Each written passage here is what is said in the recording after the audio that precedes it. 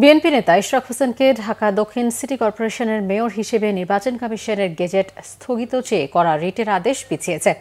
আজ দেওয়ার কথা থাকলেও আদেশ দেওয়া হবে বৃহস্পতিবার। ইশরাকের আইনজীবীদের দাবি, রিটকারীর রিট করার বৈধতাই নেই।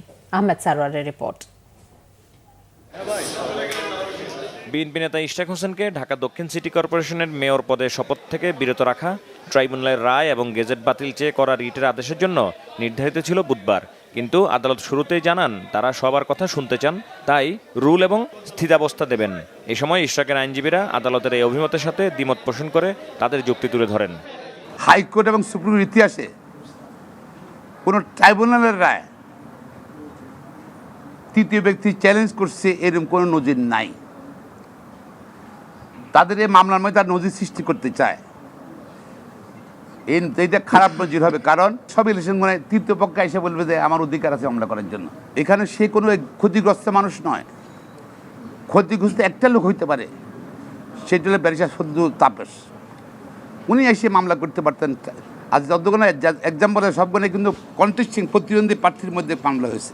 গত 15 বছর আমরা দেখেছি যে কোনো পলিটিক্যাল ম্যাটারকে মহামান্য হাইকোর্টে আনা হয়েছে এবং in the name of high court order political agenda বাস্তবায়ন করা হয়েছে। হাজার মানুষের রক্তের বিনিময়ে 5ই আগস্টের পরে দেশের মানুষ আর দেখতে চায় না মহামান্য সুপ্রিম কোর্টকে আবার কোনো পলিটিক্যাল ম্যাটারে ইনভলভ করে কোনো ব্যক্তি বা কোনো গোষ্ঠীর কোনো স্বার্থ উদ্ধার হোক।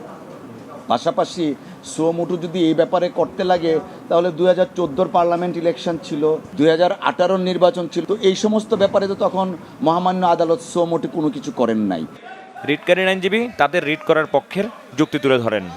তিনি যথাসময়ে বিজ্ঞ ট্রাইব্যুনালে মামলা দায়ের করেছিলেন, কিন্তু মামলা দায়েরের পরে তার প্রাথমিক প্রার্থনা ছিল যে আদালতের কাছে যে প্রহসনের নির্বাচন হয়েছে সেই নির্বাচনকে বাতিল করা। কিন্তু 5ই আগস্টের গণ অভ্যুত্থানের পরে তিনি বিধিবহির্ভূতভাবে আর্জি সংশোধন করে নিজেকে মেয়র ঘোষণার দাবি করেন এবং আদালত ট্রাইব্যুনাল সেটা অ্যাকসেপ্ট করে নেয়। বিজ্ঞ ট্রাইব্যুনাল আসলে কোনো ফিউটাইল বা ইনফ্রাকচার্জ অর্ডার পাস করতে পারেন না, কিন্তু এটি তিনি ইনফ্রাকচার্জ অর্ডার পাস করেছেন। এছাড়াও আরও একটি বিষয় শুনানিতে উল্লেখ করা হয়েছে যে নির্বাচন কমিশন এই মামলার একটি পক্ষ ছিল নিম্ন আদালতে, কিন্তু তারা উদ্দেশ্যমূলকভাবে এই মামলায় তারা প্রতিদ্বন্দ্বিতা করেনি। দুপক্ষের শুনানি শেষে আদালত বৃহস্পতিবার আদেশ দেবেন বলে জানান। আহমেদ সারওয়ার, বাংলা ভিশন, ঢাকা।